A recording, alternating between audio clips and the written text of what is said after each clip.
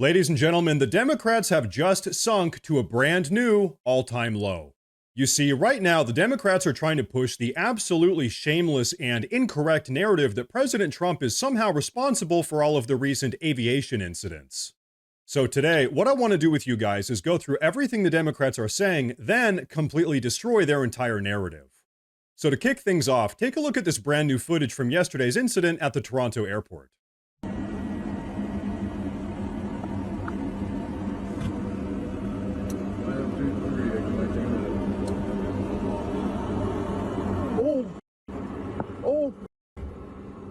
Oh, no.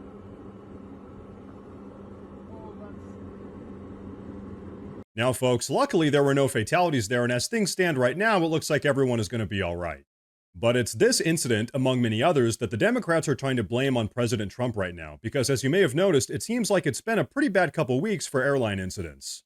But so like I said earlier, nothing the Trump administration has done so far has actually had any negative impact on any of this.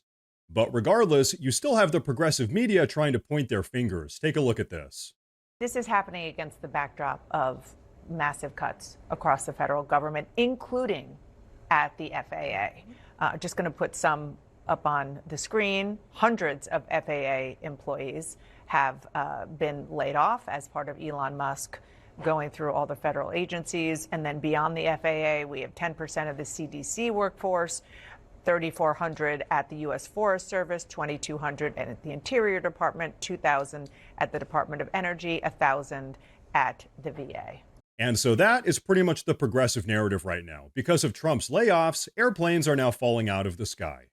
Is that true? Absolutely not. And that's kind of the point of today's video. We're going to talk about that here in a minute. But first, I want to say, if you guys enjoy the daily news coverage, please consider subscribing to the channel because it really does help a ton with my daily struggle against the YouTube algorithm.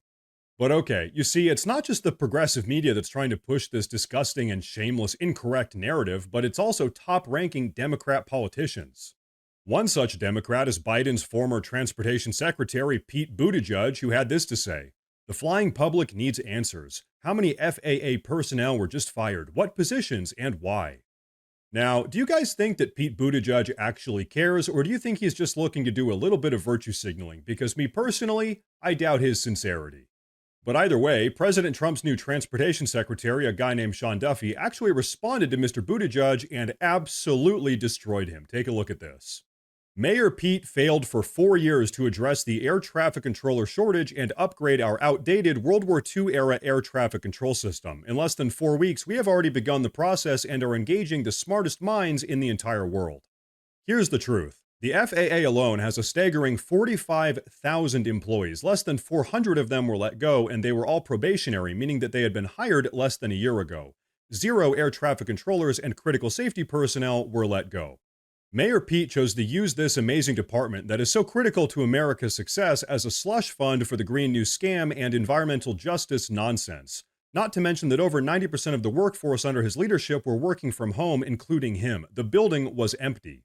When we finally get a full accounting of his mismanagement, I look forward to hearing from him. In the meantime, however, I will not rest until I return the Department of Transportation and its incredible employees back to its mission of efficiency and safety. So hey, did I tell you guys or what? He just completely set the record straight. Democrat narrative destroyed. But folks, let me ask you a question real quick. Do you think the Democrats are going to let reality get in the way of pushing their narrative? Because the answer is no, absolutely not. In fact, let's go take a look at what Senator Chuck Schumer has to say about all of this. "I'm thankful that everyone in the flight incident in Toronto that took off from Minneapolis is safe, but we keep seeing these incidents day after day. Meanwhile, Trump's doing massive layoffs at the FAA, including safety specialists, and making our skies less and less safe. Democrats are fighting to protect the flying public." So once again, he's pushing the narrative that it's Trump's evil layoffs that are causing these aviation accidents. And so is that actually true? Of course not, no. But do the Democrats care? Also no. But okay, I want you guys to take a look at something else now. Trump's press secretary, Carolyn Leavitt, just got done absolutely cooking the Democrats over this entire situation. Take a look at this. Let's come back to the plane crash in Toronto that happened yesterday, and the fact that Democrats seem to be pointing the finger of blame at the president I'm not quite sure how you make that connection when the crash occurred in a different country. But here's what Chuck Schumer said. He said, quote, "To those asking whether it matters that the plane's destination was in Canada, the flight took off from Minneapolis. The FAA was still responsible for inspecting the aviation equipment, and Trump just let go of FAA safety specialists. We have no idea what caused this crash. We have some video of it coming in for a hard landing, but we don't know if it was a failure of equipment or if it was weather, if it was pilot error, or if it was something else. And yet you get the minority leader in the Senate immediately pointing fingers at the president. Your response?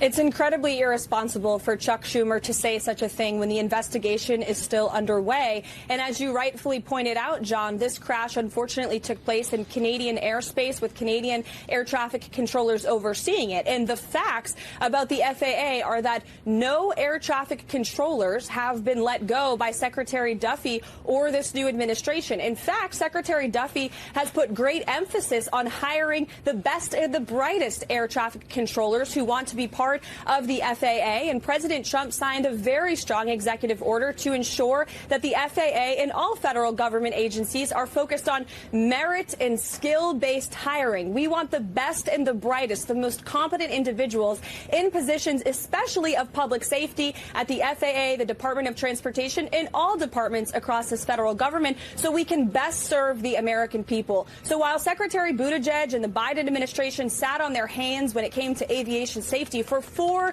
years, this administration is taking it seriously and is actively recruiting the best and the brightest to join this very important field. Excellently said. And so, folks, here's the deal. I'll tell you what's really going on here. Here's the reality. If you compare airline incidents in January and February of 2025 to the same time frame in 2024, just a year ago, there are actually fewer incidents happening right now.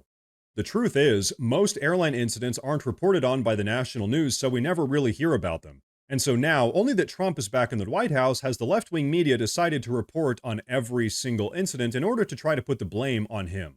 Even though, as we said earlier, nothing Trump has done has actually contributed to any of these airline accidents. So what that means is that what we're all witnessing coming out of the progressive media apparatus is just nothing but pure fear-mongering propaganda. And hey, I'm sure you all know why the progressive left is doing this. It's because they can't do anything else. They lose on every single issue. America has wholeheartedly rejected their entire progressive platform, and to top all of that off, Trump's approval ratings right now are literally through the roof. So hey, in conclusion, this behavior is really just status quo for the progressive left.